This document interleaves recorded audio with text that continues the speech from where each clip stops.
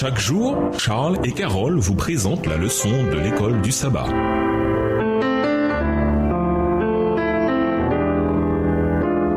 Bienvenue à notre émission Dieu nous parle. Noël sur de mercredi, exemple de foi. Aujourd'hui, prenez le temps d'étudier Hébreux 11, le grand chapitre de la foi. D'abord, lisez-le à haute voix, sans vous arrêter. Puis, lisez-le une seconde fois et mettez par écrit vos réflexions sur les questions suivantes. Relisez le verset 1. Qu'espérez-vous pour aujourd'hui que vous ne voyez pas encore ? Pensez à des besoins immédiats et aussi à des rêves éternels. Quel rôle la foi joue-t-elle dans votre témoignage personnel et dans votre conversion ? Relisez le verset 3 sur Dieu et la création. Pourquoi, sur bien des plans, l'existence du Dieu créateur devrait-elle être la chose la plus facile à accepter par la foi ? Lisez le verset 6 et reformulez le message de ce verset avec vos propres mots. Les versets 7 à 40 examinent la vie de différents personnages bibliques. Pourquoi la foi est-elle le facteur central qui définit la force de leur relation avec Dieu ? Connaître Dieu et avoir une relation vivante et forte avec lui suppose de la foi. Comment fortifier votre foi ou encourager quelqu'un dont la foi s'affaiblit ? Voici quelques idées. Tout ce dont vous avez besoin pour que votre relation avec Dieu grandisse, c'est d'une foi minuscule, comme une graine. Matthieu 17, le verset 20. Tant que vous êtes disposé à collaborer avec lui, Dieu aidera votre foi à grandir. La foi vient de ce qu'on entend, ce que Dieu nous dit dans sa parole, la Bible. Romains 10, verset 17. Engagez-vous à étudier la Bible et à prier chaque jour. Demandez à Dieu de faire grandir votre foi. Luc 17, le verset 5.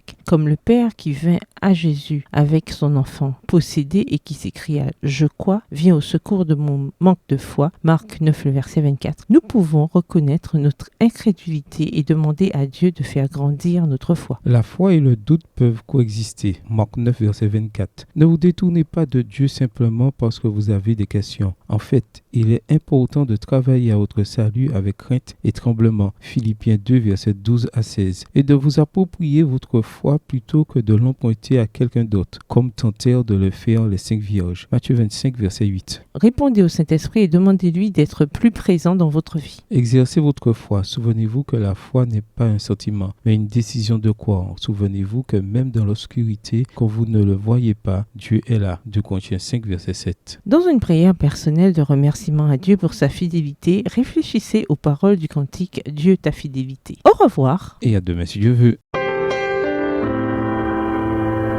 Dieu nous parle.